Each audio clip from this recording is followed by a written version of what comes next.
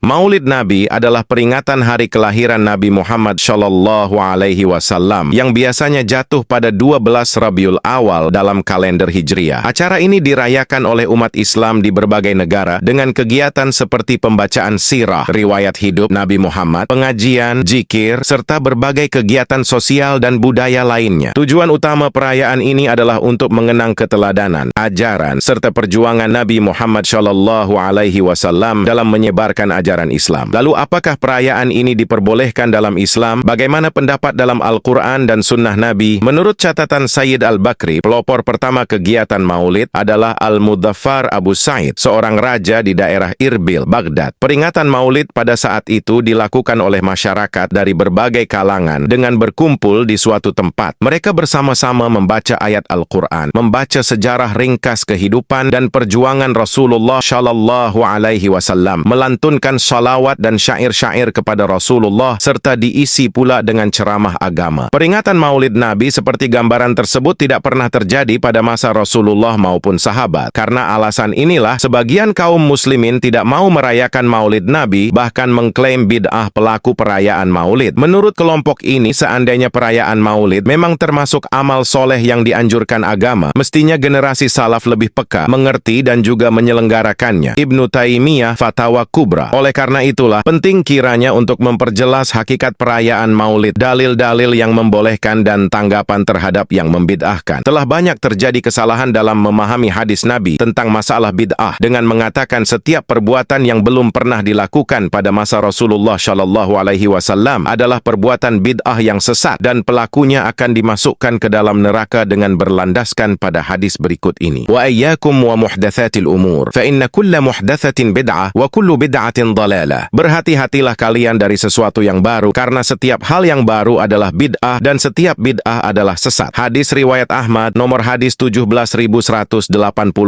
Pemahaman hadis ini bisa salah apabila tidak dikaitkan dengan hadis yang lain, yaitu man ahdatsa fi amrina hadza ma laysa minhu fahuwa radd. Siapa saja yang membuat sesuatu yang baru dalam masalah kami ini yang tidak bersumber darinya, maka dia ditolak. Hadis riwayat Al-Bukhari, nomor hadis 2697. Ulama menjelaskan yang dimaksud dengan amrna dalam hadis tersebut adalah urusan agama, bukan urusan duniawi, karena kreasi dalam masalah dunia diperbolehkan selama tidak bertentangan dengan syariat, sedangkan kreasi apapun dalam masalah agama adalah tidak diperbolehkan. Yusuf Al-Qaradawi, Bid'ah dalam Agama, halaman 177. Dengan demikian, maka makna hadis tersebut adalah sebagai berikut: barang siapa berkreasi dengan memasukkan sesuatu yang sesungguhnya bukan agama, lalu diagamakan, maka sesuatu itu merupakan hal yang ditolak. Dapat dipahami bid'ah yang dhalalah, sesat, dan yang mardudah, yang tertolak, adalah bid'ah diniyah. Namun banyak orang yang tidak bisa membedakan antara amaliyah keagamaan dan instrumen keagamaan. Sama halnya dengan orang yang tidak memahami format dan isi, sarana dan tujuan. Akibat ketidakpahamannya, maka dikatakan perayaan Maulid Nabi sesat, membaca Al-Quran bersama-sama sesat, dan seterusnya. Padahal perayaan Maulid hanyalah merupakan format, sedangkan hakikatnya adalah bersyalawat, membaca sejarah perjuangan Rasulullah, melantunkan ayat Al-Quran, berdoa bersama, dan kadang diisi dengan ceramah agama, yang mana perbuatan-perbuatan semacam ini sesuai dengan tuntunan Al-Quran maupun hadis. Dan lafaz kul pada hadis tentang bid'ah tersebut adalah lafaz umum yang ditaksis. Dalam Al-Quran juga ditemukan beberapa lafaz kul yang keumumannya ditaksis. Salah satu contohnya adalah ayat 30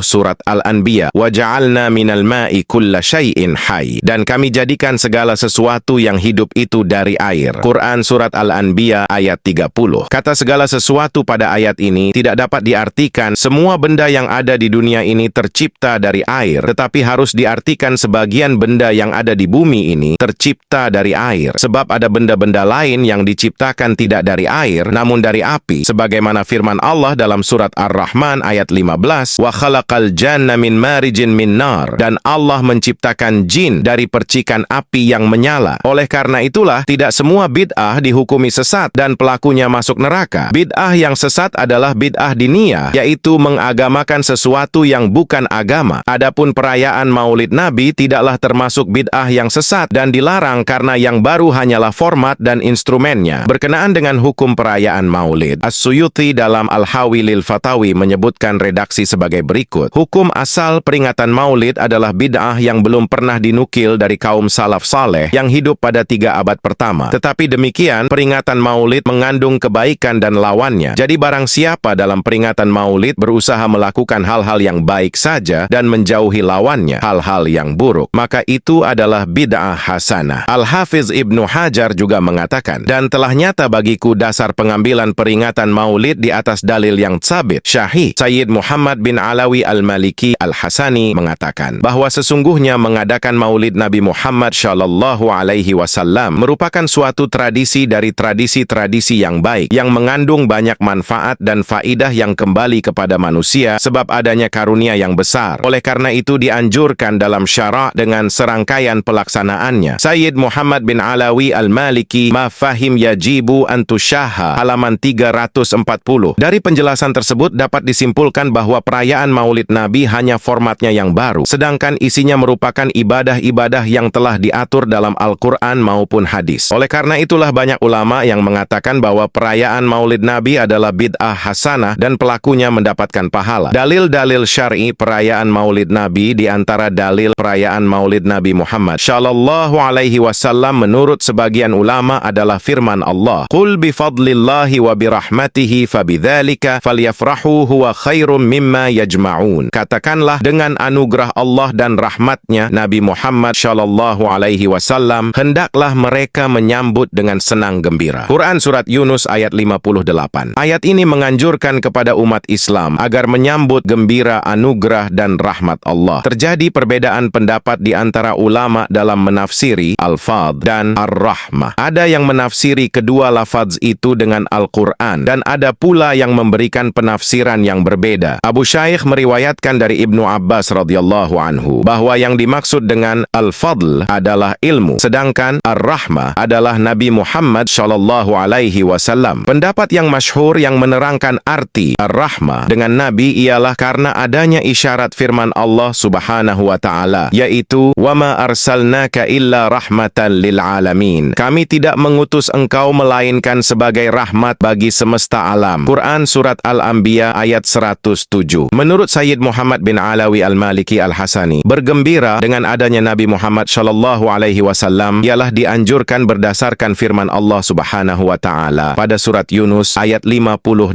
tersebut. Sayyid Muhammad Al-Maliki Al-Hasani Ikhraj wa Ta'liq fi Mukhtasar Sirah An-Nabawiyah halaman 6-7. Dalam kitab Fathul Bari karangan Al-Hafidz Ibnu Hajar Al-Asqalani diceritakan bahwa Abu Lahab mendapatkan keringanan siksa tiap hari Senin karena dia gembira atas kelahiran Rasulullah Shallallahu Alaihi Wasallam. Ini membuktikan bahwa bergembira dengan kelahiran Rasulullah memberikan manfaat yang sangat besar. Bahkan orang kafir pun dapat merasakannya. Ibnu Hajar Fathul Bari, Juz 11 halaman 431. Riwayat senada juga ditulis dalam beberapa kitab hadis di antaranya Syahih Bukhari, Sunan Baihaqi Al-Kubra, dan Syi'bul Iman. Maka dari itu, marilah kita rayakan Maulid Nabi Muhammad Shallallahu Alaihi Wasallam karena perbuatan tersebut merupakan amalan yang memiliki banyak keutamaan dan kebaikan. Salah satunya meneladani kisah perjuangan Nabi, membaca salawat kepada Nabi, membaca Al-Quran, dan membaca doa kebaikan bagi umat Islam.